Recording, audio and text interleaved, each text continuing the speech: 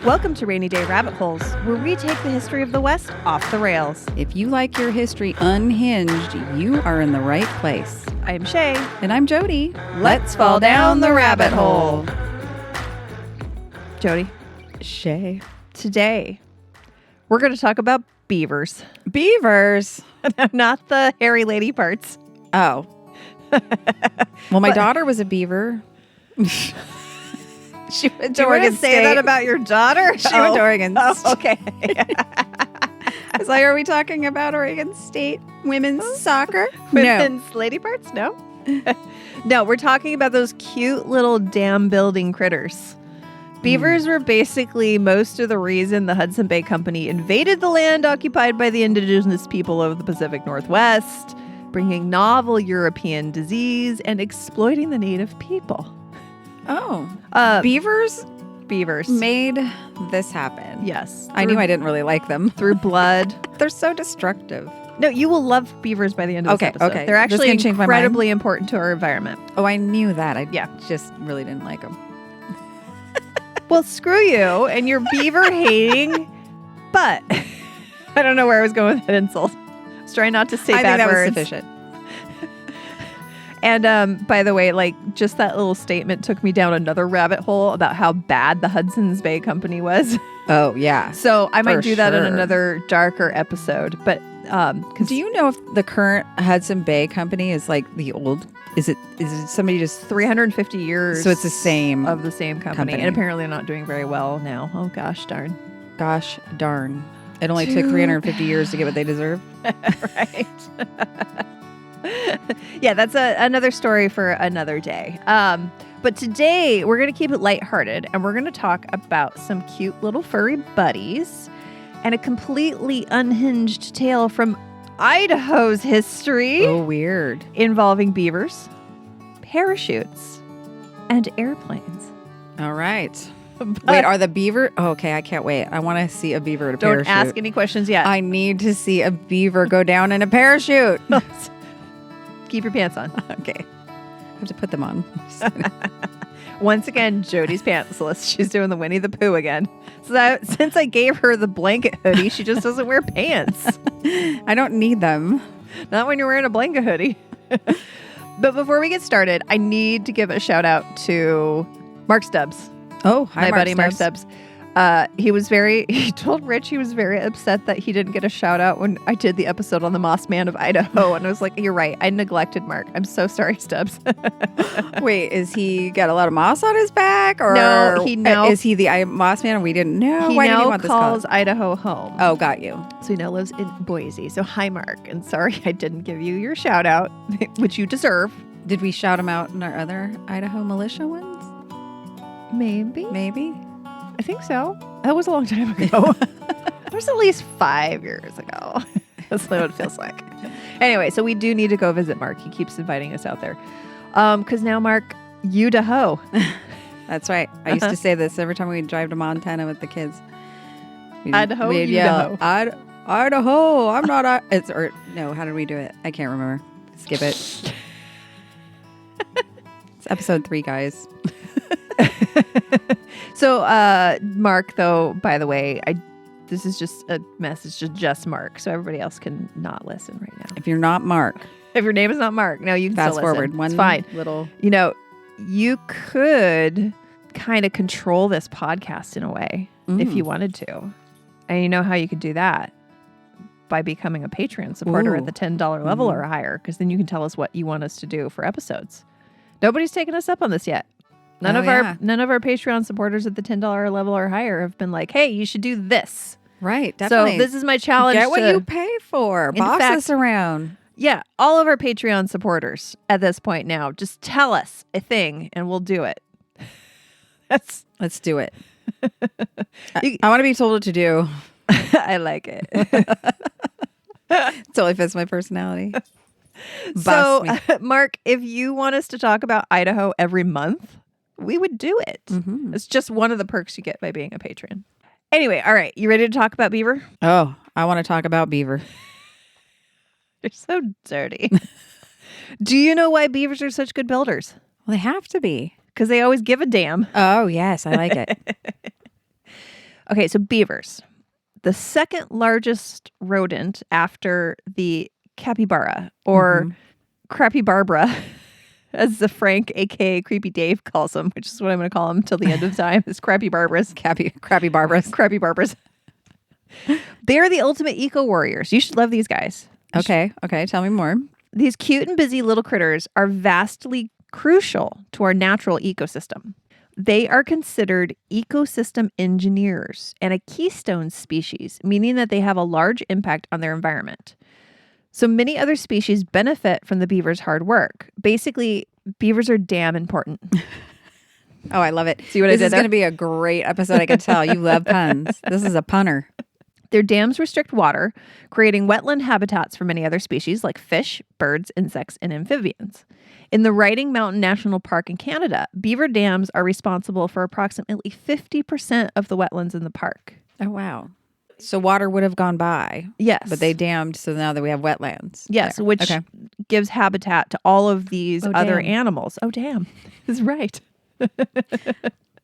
Their activity also increases plant biodiversity, providing food and cover for other animals. So more trees will grow where there's more water, which provides many different benefits. So one thing it does is when you have trees grow and they shade the streams, is it cools the water down, allowing for more fish to thrive. And then more fish thrive, more birds come in, and more other animals come in, including mammals. So otherwise, a lot of these areas would just be kind of barren because the water just flows through and goes away. And the beaver keeps the water in the area so that life can flourish. Also, these dams and the resulting pools act as a natural water filter, retaining sediment and filtering out pollutants like heavy metals, pesticides, and fertilizers, which improves the quality of water downstream, not only for animals, but also for us dumb Tesla-driving humans. 'Cause just if you buy a Tesla, it's going to save the earth, apparently. Kill the rest of us, but whatever. Sure. These ponds also store water during droughts because holding the water in these ponds allows the water to be absorbed into the subsurface like a sponge instead of being evaporated into the air. So the same effect also helps to mitigate flood risk. So instead of water just flowing through, the dams help stop it up. The substrate absorbs some of the water, and water does flow through the dams a little bit. So it's not like it's just creating like a huge lake, but it's slowing it down so it's not going to flood further downstream. The U.S. Fish and Wildlife Service, which by the time of this episode's release probably has 12 people working for it, say that beavers do more than any other species, aside from humans, to shape their environment. Wow. I just saw them as doing these things destructively. I never saw them as doing them constructively. You need to change your thinking about beav. I guess. Okay. We got to love the beav. I did love Leave It to Celebrate Beaver as the a beav. child. So humans are number one in that respect of shaping their environment. I mean, why do we even need a national park? That lumber is much better used to build a bunch of $3.5 million, 5,000 square foot boring McMansions in Bellevue for overpaid employees of Microsoft. Yeah, I'm giving thumbs up. A thumbs up. Yeah. Thumbs Merca. up. Or Damn. maybe, Jody, think about this. What about, what's better than a national park? A luxury golf resort that costs $800,000 to buy into. Oh, okay. I'm in. I mean, nature is what I always say. Yes. I mean, I'm famous for saying nature, right? I'm so glad you're all over this. This is definitely one of my passions. This problem we've got, and I love that you're digging into it. I mean, coat those ducks in oil. Let's dam this shit up. Just kidding. I mean, dam this stuff up. I know so many beeps are going to happen in this episode. Coat those ducks in oil. Those damn ducks don't do anything other than poop anyway. Right, exactly. This is what we need that preserved land for. Dig it. Drill, baby, drill. Sorry, I know. Oh, God. Okay. Sorry, the current events have got me a little bit roiled up. Okay, simmer settle, Shea. Simmer Hard settle. not to. Where was I? Okay, oh yeah. All right. Beavers are the shit. Beep. Beep. Speaking of beavers are the shit, does their shit look like Tootsie Rolls? I did not look up beaver poop, but I'm going to now. Well, I feel like the beaver, after researching the story, I feel like the beaver should be in the middle of every flag in the Pacific Northwest. Oh, Oh, yeah. They're that important. But the animal, not the hairy lady parts. Yes. That would definitely... And not the one that they've used for Oregon State for the last 10 years. Because before that, it actually looked like a beaver. It doesn't anymore. I'll have to It's like a little gerbil or something. Oh, no. My daughter was playing soccer for them when they switched over their logo or their little mascot picture. Unhappy. I will have to athletes. Look this up. Yeah, Let's the before start and after. Petition. It used to look like a beaver. Now it looks like a guinea pig or something. I don't know. Oh, they tried to cuten it up too much? Yeah.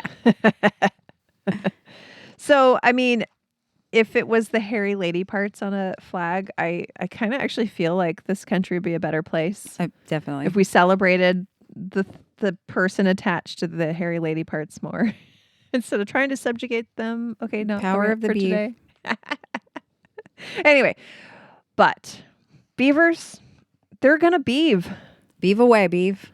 So after the close of World War II, when we said, whoopsie, I guess all of you Japanese Americans that we rounded up into internment camps can go home now. Here's $25 to buy a train ticket. Sorry about all the businesses you once had and the homes you once lived in. Sorry about everything you lost. Here's $25 to buy a train ticket. Anyways, can you tell I was feeling spicy when I wrote that? Yes. Must have been a good news day. Many of Idaho's residents decided to get out of the city and start a new life in the rural areas in the southwest part of the state.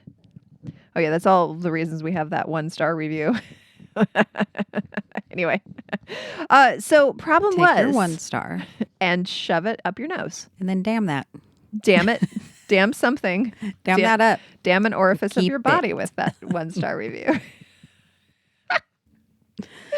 Oh, okay, so all these people in the cities of Idaho after the war decided they wanted to go out and be like gentlemen farmers or something.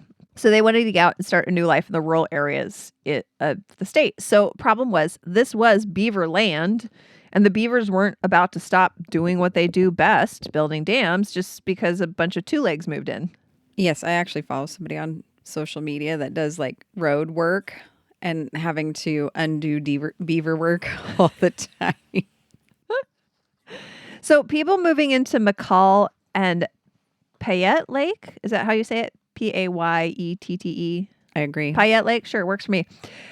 Hopefully I'm not saying it wrong. Sorry if I am. So people moving to McCall and Payette Lake were building homes, but the beavers, who had been doing their thing there for centuries, started becoming a nuisance, cutting down trees and creating ponds and wetlands where they were not wanted. So the Idaho Department of Fish and Game in the area was called in. Normally, in these type of situations, the offending animal population would just be killed off because, nature. Nature. But who needs it? My censor beep is going to be right at hand when I'm editing this episode. Oh, I can do it for you. Beep. Thank you. It's very helpful after the fact. But beavers had been hunted to extremely low levels throughout the 1800s. They estimate it started out that populations were in the tens of millions before they started being hunted for fur, to only 100,000 by 1900. Holy cow. I'm surprised they didn't go the way of the bison. Right? Almost. Just about. But by the 1900s, we started to wise up that they were pretty important to the ecosystem. Mm-hmm. So we were seeing the results of wiping beavers out of these populations, and then we'd have floods, droughts, fires. We would lose all this wetland habitat. And if you want to shoot ducks, you need wetland habitat. Right. So the U.S. Department of the Interior spearheaded a program to reintroduce beavers to the state instead of killing them starting in 1936. This program was massively successful. The cost of relocating a beaver to Idaho was only $8, and the estimated value of a beaver's work was $300. Oh, wow. Well worth it. Yeah. So 76 beavers ended up being relocated to the Chamberlain Basin in the Sawtooth Mountain Range in central Idaho, which I don't know if that sounds kind of familiar, the Sawtooth Mountain Range, but that is also the location of our Moss Man of Idaho, Frenchman's Springs. Oh, yes. A couple of episodes ago. So they knew that Chamberlain Basin was the perfect place to relocate the pesky critters. But the problem was that this area was really hard to get to. There were no roads into this area. The way beavers had been relocated in the past was really difficult. So first, the beavers would be trapped, loaded onto a truck, and delivered to a conservation officer, who's basically a specialized forest ranger, who would oversee the loading of the beavers onto mules. who were then led over the Whoa. mountains. This was a long process, and it resulted in the beavers becoming overstressed, overheated, and not eating or That's drinking. what I was wondering. Yeah. Like, how did you maintain that? Yeah, them? because beavers actually have to be like cool in water. Mhm. They're like a radiator or something. I don't know. Yeah. Does it sound like I know what I'm talking about? I mean, you had me because I don't really get a radiator. I don't know. I believe you. They needed to be cooled somehow. You're so Radiator fluid. Damn smart. Why, thank you. Ba-dum-bum. So they needed a better way to get our little buddies to their new home. But before we get into it, let's take a quick break. Remember, if you want ad-free episodes and bonus content, head to rainydayrabitholes.com/support to see how you can become a supporter of the show and get great perks. Okay, so we're in Idaho. It's 1948. We've got a bunch of pesky beavers causing chaos in town, and we have to come up with a safer and easier way to get them to Chamberlain Basin. Enter Elmo Heater. Our buddy Elmo. His name was so Elmo. many things are going. I'm just staring at you because so many things are going through my head. Okay, Elmo. People did name their children Elmo at one Oh point. yes, for sure. Our buddy Elmo noted that there were a bunch of useless World War II planes and airmen sitting around twiddling their thumbs and came up with a brilliant plan. Oh, because they used to be in World War II and now they're bored? Yes. Okay. The planes and the airmen. Yes, gotcha. What if we parachuted the beavers into Basin in Chamberlain Basin? Oh, here we go. Here we yeah. This is almost as insane as the moose turd drop. Right? So I thought about the whole time. So you heard me right. Let's throw those critters out of a perfectly good airplane. Yeah. Wait, were people with them? Tell me more. Okay, I'm telling you more right now. It sounds crazy, but it actually might work. It solved so many problems, help the habitat in Chamberlain, save money, and make good use of surplus parachutes. The estimated cost to drop 4 beavers from a plane was $30 in 1948. Wow, even with the fuel. Look at that. Yeah. So now that they had a plan, they had to figure out a way to make it work. So first, they thought they could drop the beaver in a willow box and that the beaver could just chew its way out. This idea was scrapped because the beavers immediately went to work chewing through the boxes, and there would have been 20 beavers wandering around the airplane. No bueno. They're quick. Yes. Like That's immediately, hilarious. as soon as you put them in the box, they're chewing them out. That's hilarious. So then they came up with a specially designed wooden box that would spring open upon impact. It was basically 2 lidless boxes with air holes that were fastened together with hinges like a suitcase. So they just fit together like this. Okay. Okay. And then they were wrapped with rope. And basically by suspending them, you kept tension on the rope. And as soon as they hit the ground, the tension on the rope was let go and the box would spring open. Oh, okay. Okay. So, but they had to test them to make sure it'd work. So first they tested them with dummy weights and it was working out pretty good. But what they really needed was a live dummy. Oh, no. So enter Geronimo, an older beaver who was conscripted into this harebrained plan. Oh, he's old. He doesn't need to live any more Right? years. It's fine. It's fine. He's useless now. So poor Geronimo was put in the box and launched over a landing field. Each time, the box would spring open. Geronimo would waddle out, only to be grabbed and stuck back in the box to do it again. This was so sad. It got to the point where the poor little guy was just resigned to his fate, and as soon as the handlers approached him, he would just crawl back into the box, knowing he'd have to do it again. Oh, my God. He's like, I guess I have to go in it again. Geronimo's a good sport. Oh my goodness. So after Elmo was satisfied with the plan, they went to work. So first, the beavers were trapped. Then they were sorted for size and weight. Ear tags would be attached for future tracking. 2 similarly sized beavers would be loaded into the special beaver drop box. Suspension lines were run through the boxes and then loaded into an airplane. Parachutes would be attached to a drop line and the crates stacked in rows. 10 boxes to a load, so 20 beavers ready for the flight to Mountain Meadows. On August 14th, 1948, the plane headed over to the drop location. And somewhere between 500 and 800 feet, the boxes were launched out of the perfectly good airplane to drift down to the meadow below. The special boxes popped open upon landing, and the hapless beaver, a little confused but none the worse for wear, crawled out and waddled away, presumably to set up his wood shop in his new home. Wood shop. Our real hero of the story, the long-suffering Geronimo, was rewarded by being the first male beaver to be thrown out of the airplane into Chamberlain Basin. Oh, God. But along with 3 hot young female beavers. Ooh, lucky ladies. Geronimo. Oh, wait, is this where they came from? Geronimo.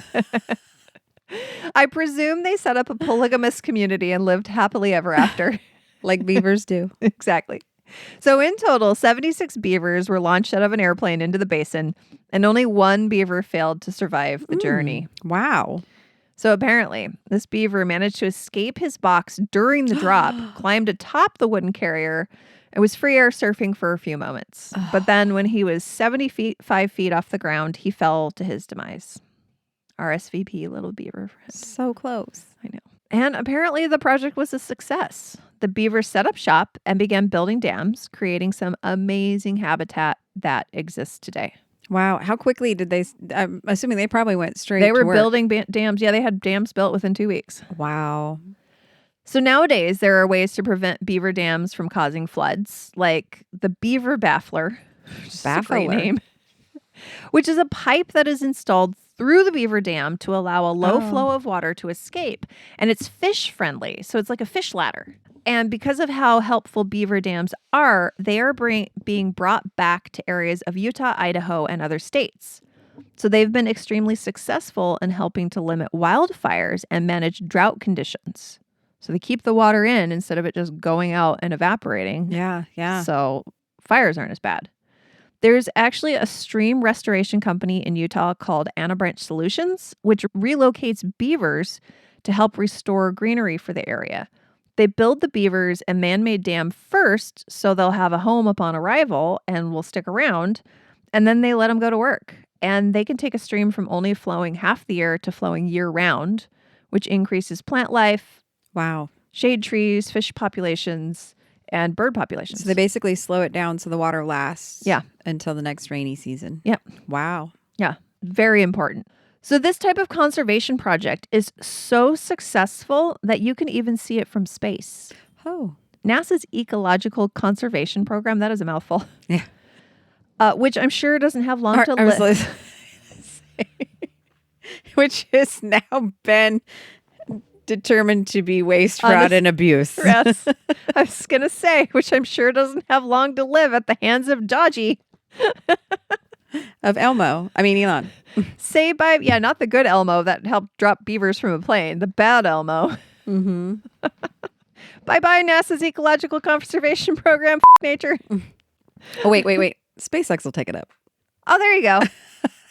We got you. No worries. We got you. So they use NASA satellites to regularly take images of the Earth's surface, and they can see the impact of all those beavers that were parachuted into Idaho in the 1940s. Wow. So you can actually see the increased greenery from space, and when a wildfire torched the surrounding area in 2018, you could see that the beaver area resisted the fire. Oh, wow. So instead of raking a forest, we need to drop beavers into it. yes. We need to keep the forest because you know what also happens when you clear cut a forest is that flooding and fires increase because what grows up afterwards is highly flammable material. Absolutely. Also, you're decimating the habitats of lots of animals, but screw the animals. They don't That make won't us be any money. It won't be a good enough excuse in a capitalistic society. Do those spotted owls make any money? No. Sorry, I'm very upset about what's going on right now with they're planning on basically like deforesting our national parks. Yeah, our national parks. Mm-hmm. Dan Evans is rolling over in his grave. Absolutely. As a fucking Republican. Beep. Look, sorry we're ranting. You're lucky that you're getting a podcast. Exactly. It is very hard to do a fun podcast in a time like this. It seems like a distraction and waste of time. Yes. But maybe we can highlight wonderful, important creatures. Well, it does like help me when I hear things have been somewhat like this in the past and that we have, as human beings, overcome these things and improved them and made them better. Yes. So to talk about them in that way is hopeful. It is, absolutely. So this unhinged story of parachuting beavers has left a big impression on the local community. New Colony Beer Company in Boise even incorporated it into their logo with a cute little beaver using a parachute made out of hop flowers. Oh. It's so amazing. I love it so much. I need a t-shirt. They have a huge mural in their tap room commemorating the event. So, Mark, make sure you take us there when we visit. Absolutely. We need to I know. go. I need a t-shirt from there for sure. It's so cute. So, what's the moral of the story? Maybe, just maybe, instead of bulldozing everything for another strip mall nobody asked for, we should take a lesson from the Beavers. Work with nature instead of against it. Absolutely. Because if a beaver can survive being yeeted out of an airplane, surely we humans can figure out how to coexist without turning every last patch of green into a parking lot. And hey, if all else fails, maybe we just need to start airdropping beavers into developers' front lawns, for conservation purposes. Oh my God, that would be amazing. Developers. Can we make a list? I know. Who needs a beaver in their backyard? I know people. I do too.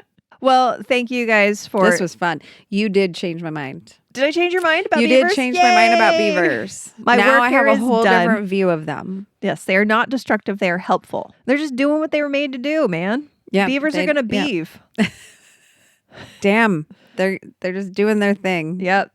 They are damn good little critters. This is a damn good story. Thank you. You were a damn good listener. All right, guys. Well, remember, you can always reach out to me at shay@rainydayrabbitholes.com if you have a story of unhinged history or unhinged animals that you want us to cover. Happy to hear all of your suggestions and always happy to hear from you. It makes us feel, when you reach out to us, it makes us feel like we're reaching somebody, and it makes it all worth it. Yeah, absolutely. Because when we feel like we're just talking into dead air, it can get a little tiresome. So when we know that people are listening and we know that people appreciate what we're doing, it absolutely means the world to us. So even if you don't have the wherewithal to support us financially, just sending us a nice message or leaving us a nice review on Apple Podcasts, that is so helpful to just keep us happy and going, especially now when things are weird. Right. It helps dam up the bad things and yes, or the water, and keeps us refreshed. Make a little pool of happiness. Yes. So help us make a little pool of happiness instead of all that happiness flowing downstream into a desert. Yep. Help our ecosystem. Yes. Thank you. All right. Well, thank you, Jody. Thank you, Shay. Great story. You're welcome. All right. Thank you, Ref, for being a good boy. Yes. Only minimal bumps to the mic. Only minimal. All right, guys. Well, we will see you next time, and see you down the rabbit hole.